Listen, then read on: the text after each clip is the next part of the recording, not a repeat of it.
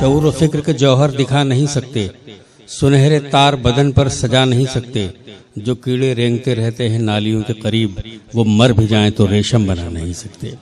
रेशम बनाने के लिए बहुत अच्छा खुला हुआ जहन होना चाहिए। मुझे 2 माले पहनाए गए थे शुरू में, बल्कि 3 पहनाए गए थे। तो जब कोई ज्यादा माला पहनाता है तो मुझे अपना बचपन याद आ जाता है। 2.5 साल की उम्र में ऐसे ही 3-4 माले पहनाए गए थे। उसके बाद सर पे एक चादर तानी गई थी और बेगजोर की चीख मेरी निकली थी। उसके बाद मुझे होश नहीं था कि हुआ क्या था। तो मैं डर जाता हूँ। मैं जनाब आलसी राजेंद्र मालवीय आलसी बहुत दूर से आए हैं आपके बीच में। मैं उन्हें गुजारिश कर रहा हूँ कि वो तशरीफ कम है हमारे पास, लिहाजा उस वक्त का लिहाज रखेंगे और थोड़ा थोड़ा पढ़ेंगे। क्या अयाज भाई की बात भी रह जाए और हम सब की, और जितने लोग सुनने आए हैं सब बहुत अच्छे से सुनो यार। देखो अब थोड़ी देर का मामला है, ढंग से सुनो, है ना, गड़बड़ करो ना मत। और बढ़िया बढ़िया शेर व शायरी हो रही है, तो मैं बढ़िया ऐसी कविता सुनाता हूं जो मुझे इस समय 2 लाइन सुनानी चाहिए। क्यों? क्योंकि हम ये सिल्वर जुबली समारोह मना रहे हैं। मैं आपको एक शुभकामना देता हूं, वहां से मैं समझ जाऊंगा मुझे आगे क्या करना है। सुनिए सर जी, बढ़िया बात सुनिए आप, शानदार बात कि दुनिया की सारी खुशियां आप सभी के नाम हो। हाँ बताइए कैसा? बताऊंगा कैसा बेटा, सिद्ध करूंगा। मैं तो जो कुछ पढ़ता हूं उसको सिद्ध करता हूं कि दुनिया की सारी खुशियां आप सभी के नाम हो, क्योंकि मैं वर्किंग डे की सुबह हूं, तुम वीकेंड की शाम हो। वाह वाह वाह वाह वाह। ये आया इधर सब तरफ टिके हुए। और साहब अभी मैंने कलीम साहब को बताया था, मैंने कहा यार मैं भी 60 साल का हो गया, 3-4 महीने हो गए मुझे रिटायर के। अरे बात सुनो यार। हाँ सुनो बेटा, सुनो सुनो। हाँ बेटा बताओ यार। हाँ बताइए। तो मैं भी नया नया 60 साल का हुआ हूं, और 60 साल के होने पर मेरे अनुभव क्या है वो सुनिए। देखो भाई, बाकी कोई गड़बड़ करे तो चलेगा। हाँ ये आ गई कुर्सी। हाँ चलो बैठिए सर आप। बड़े बड़े साहब आ जाते हैं, हमारा काम रुक जाता है यार। अरे समझते नहीं हो, ये इधर हाँ। और देखो साहब 60 साल का अनुभव बता रहा, बहुत सारे लोग मेरी उम्र के बैठे हैं। सुनना साहब, 60 साल का आलसी के नाम से फेमस हूं साहब 1990 से। तो आलसी अंदाज में सब ठाट पूरे हो गए।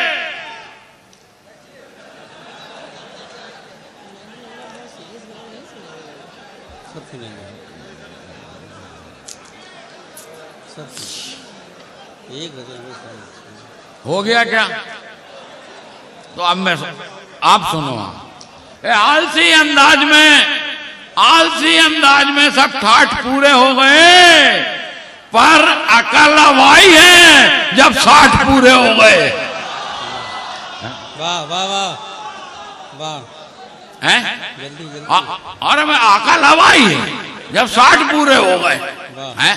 अब ये ऐसे बैठे हुए थे परसों बम्बई के प्रोग्राम में, बोले यार वो ये सब कुछ तो ठीक है।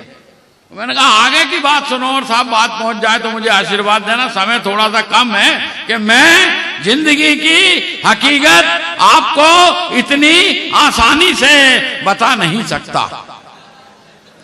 सुनना था और आशीर्वाद देना, बात आएगी। मैं जिंदगी की हकीकत आपको इतनी आसानी से बता नहीं सकता, क्योंकि 1 कुंटल का बोरा जो मजदूर अपनी पीठ पर उठाता है वो उसे खरीद नहीं सकता, और जो खरीदता है वो उठा नहीं सकता। वाह वाह वाह भाई, क्या कहने। वाह वाह वाह वाह, बहुत अच्छा। आलसी भाई जिंदाबाद। वाह। अब क्या है, ऐसी कविता परसों में बंबई में पढ़ रहा था, वो 10-12 लड़के आ गए उठ के, और बोले जिंदगी की हकीकत उधर करो। बोले हमको तो मोहब्बत की हकीकत बताओ। और मैंने जो मोहब्बत की हकीकत बताई है, दिल से आशीर्वाद देना यार, मैं नई बात लेकर के आता हूं, ये मेरी खासियत है। और मैंने कहा बेटा मोहब्बत की हकीकत भी हम तुमको बता नहीं सकते, क्योंकि ये कमबख्त उसी से होती है जिसे हम पा नहीं सकते। अरे अच्छे से बजाया, ताली आली बजा दो। आइए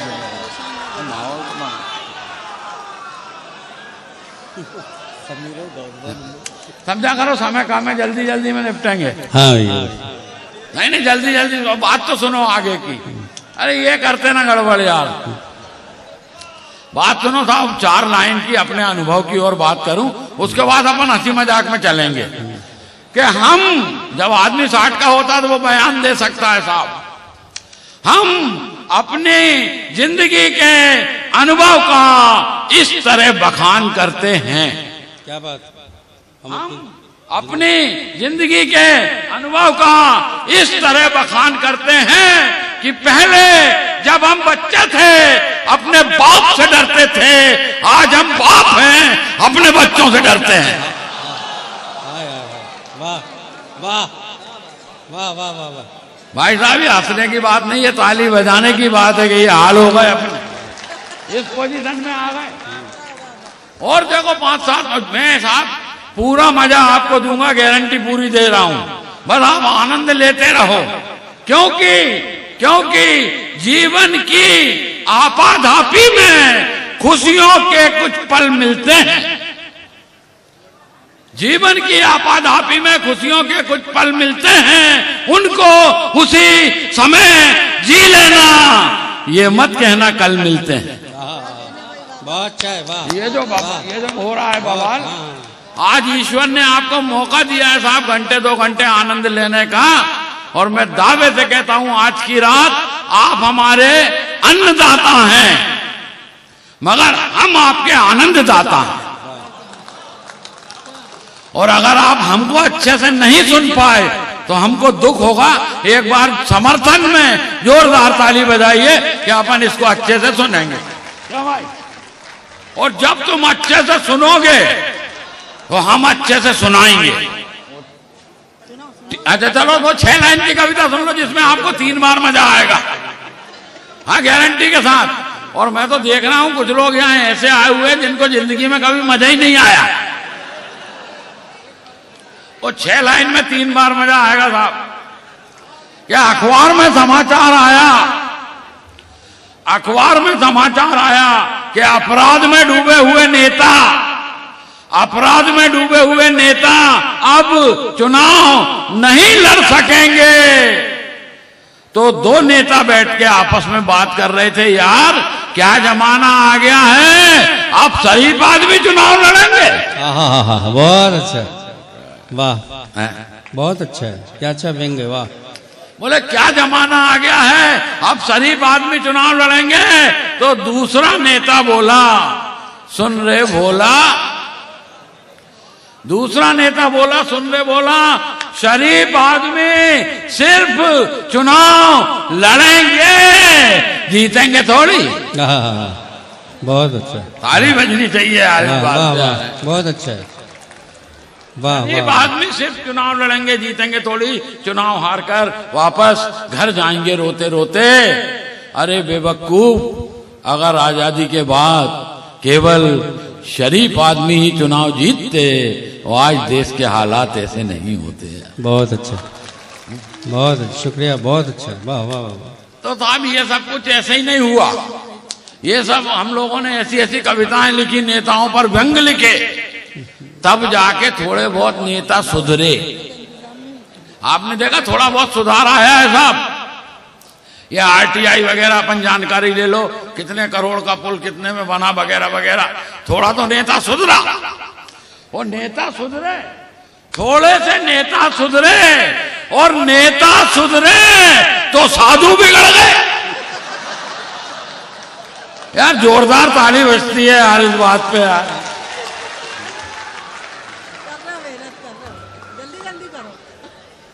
नेता सुधरे तो साधु बिगड़ गए। अब साधु पे लिखो, हमारा यही काम है, जो बिगड़ जाए उस पे लिखो। अब साधु पे लिखो, तो हमने साधु पे भी लिख दिया साहब। हमने कहा आसाराम बापू पर जब मुसीबत आई, उसने जेठमलानी को फोन लगाया। अब वो जैसा आदमी रहता वैसे कोई फोन लगाता है। वो आसाराम बापू ने जेठमलानी को फोन लगाया, बोले मुसीबत में फंस गया हूं, बचा ले। जेठमलानी बोले घबरा मत, जेल नहीं जाने दूंगा। आसाराम बोले मैं जेल में से ही बोल रहा हूं। अरे ताली बजनी चाहिए हर जोरदार, हर कोई करते। तो बड़ी कोशिश की गई साहब, आखिर वो जमानत भी नहीं मिली और सजा हो गई। बैठते जाओ, वो मैं एक एक कविता सुनाता हूं तो 5-5 आदमी बढ़ते हैं, है ना। जैसे ही 5 पूरे हो जाएंगे मैं कविता आगे बढ़ा दूंगा। हाँ, तो अपन कहाँ चल रहे थे?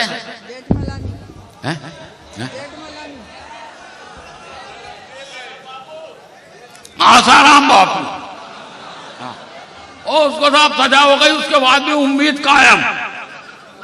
वो आसाराम बापू ने दोनों हाथ जोड़कर जज साहब से कहा कि हुजूर थोड़ी सी तो लिफ्ट करा दो, हुजूर थोड़ी सी तो लिफ्ट करा दो, जमानत भले ही मत दो, कम से कम महिला जेल में शिफ्ट करा दो।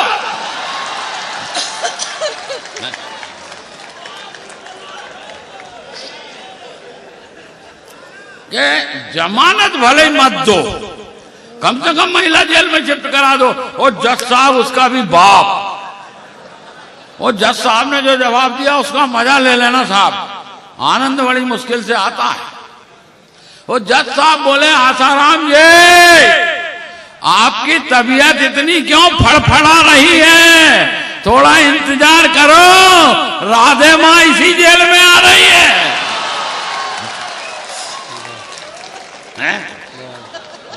खत्म कर।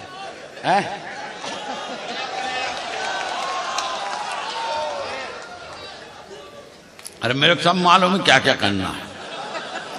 और अब मैं अब आपको एक बात बता रहा हूं मुद्दे की, क्योंकि यहाँ बहुत सारे लोग मेरी उम्र के बैठे हैं, कुछ 40 के, 42, 45, 50, मतलब जितने बैठे सब मेरी तरह ही शादी से और पत्नी से दुखी हैं, ये बात पक्की है।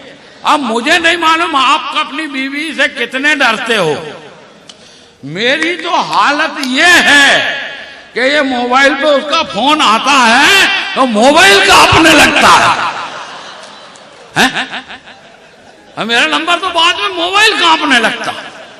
अच्छा, और हर पत्नी पति से कहती मैं तुमसे सबसे ज्यादा प्यार करती हूँ, बोलती सबसे ज्यादा तुमसे प्यार करती हूँ, बच्चों से भी ज्यादा तुमसे प्यार करती हूँ। अपन कह देते हम भी तुमसे प्यार करते हैं, कहने में क्या जा रहा है?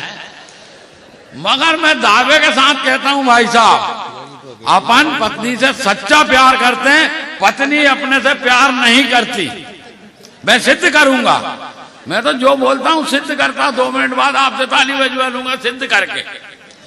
देखो, अपन पत्नी से प्यार करते तो मैं घर पे बोल के आया, कल वहां से निकला तो मैंने कहा भाई अड़ोसी पड़ोसी को बोल के आया मैं प्रोग्राम में जा रहा हूं, जरा तुम्हारी भाभी का ख्याल रखना, ध्यान रखना। तो ये हुआ प्यार है जी, ये हुआ प्यार। हमने परवाह की, बता क्या है। और जब वो मायके जाती है वो काम वाली को भी बुलाती, इधर आ इधर आ इधर। तो क्या बात है भाई? बोले देख मैं 8 दिन के लिए जा रही हूं, साहब अकेले हैं, तू बिल्कुल मत आना। अब बताओ ये प्यार है क्या? ये प्यार है क्या? अगर इनको हमसे प्यार है तो मायके जाने के 15 दिन पहले से शहर में अच्छी खूबसूरत 5-6 नौकरानी ढूंढो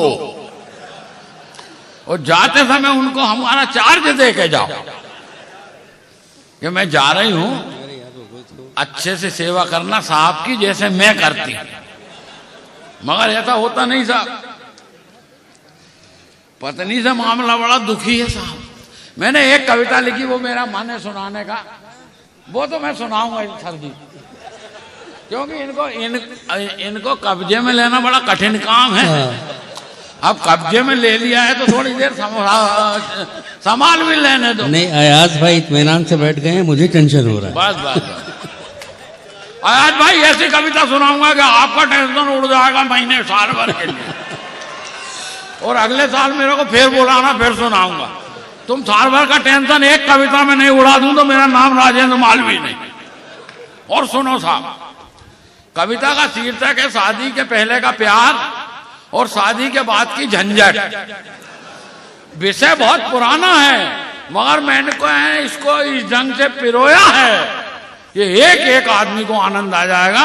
मैंने कविता नहीं लिखी, 30 गाने आपस में जोड़ दिए हैं और कविता अपने आप बन गई। कमाल की कि जवानी की उमंगे जब अंगड़ाई लेती है, वो लड़का गाना गाता, मेरे सपनों की रानी कब आएगी तू, आई रुत मस्तानी कब आएगी तू। अच्छा, उधर लड़की भी तैयार रहती, वो भी गाती रहती है, आजा आई बहार दिल है बेकरार, ये मेरे राजकुमार तेरे बिन रहा न जाए। अब भगवान उन दोनों को आपस में मिला देता है। अब आपस में मिलते तो लड़का फिर गाना गाता, तुम अगर साथ देने का वादा करो मैं यूं ही मस्त नगमे सुनाता रहा, तुम मुझे देखकर मुस्कुराती रहो मैं तुम्हें देखकर गीत गाता रहूं। अब बाप एक लात मारता पीछे से, अरे यही करेगा तो धंधे पे कब जाएगा, मगर वो नहीं मानता साहब, यूं ही गीत गाता रहूं, यूं ही गीत गाता रहूं। अच्छा, लड़की का समर्पण देखो आप, तो लड़की का समर्पण, आपकी नजरों ने समझा प्यार के काबिल मुझे, वो दिल की ये धड़कन ठहर जा मिल गई मंजिल मुझे, है जी। और दूसरे, अब लड़का हो जाता कंफर्म, अयाज भाई लड़का कंफर्म हो जाता कि मामला बन गया, और वो जाके बाहर निकल के गाना गाता, शादी के लिए रजामंद कर ली मैंने एक लड़की पसंद कर ली। अच्छा, उधर लड़की भी खेत की मुरेड़ पे मिल गए आज मेरे सनम, आज मेरे जमीन पे नहीं है कदम। और दूसरे दिन सवेरे 9 बजे लड़की लड़के से कहती है, इसीलिए मम्मी ने मेरी तुम्हें चाय पे बुलाया है, और 15 दिन बाद बहारो फूल बरसाओ मेरा महबूब आया है जी। अब हो गई शादी। अब शादी के बाद पहली रात, वो लड़का गुंडा हो, बदमाश हो, डॉन हो, माफिया हो, भले ही कांग्रेसी क्यों ना हो, वो ऐसे जाता है रूम में जैसे इससे सज्जन कोई है ही नहीं। और बिल्कुल वहां जाके घूंघट उठाता, फिर गाना गाता, चांद सी महबूबा हो कभी कब मैंने ऐसा सोचा था, हाँ तुम बिल्कुल वैसी हो जैसा मैंने सोचा था। अच्छा, वो भी जो आती है साहब पहली रात, वैसी प्लेट लेके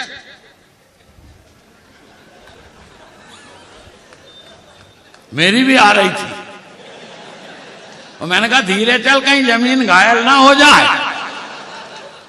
वो भी था, उसका समर्पण देखिए आप, तुम ही मेरे मंदिर, तुम ही मेरी पूजा, तुम ही देवता हो, कोई मेरी आंखों से देखे तो समझे कि तुम मेरे क्या हो। और झूम झूम के मैं तो भूल चली बाबुल का देश, पिया का घर प्यारा लगे, और गंगा मैया में जब तक के पानी रहे, मेरा सजना तेरी जिंदगानी रहे। और शादी के 5-7 साल बाद है जी, वो पति ऑफिस से आता, पत्नी को देखता, फिर गाना गाता, चांद जाने कहां खो गया, वो चांदनी को ये क्या हो गया। अच्छा, उधर वो भी छत पे लालटेन लेके खड़ी, ना कोई उमंग है, ना कोई तरंग है, जिंदगी कटी पतंग है, और दिल के अरमां आंसुओं में बह गए।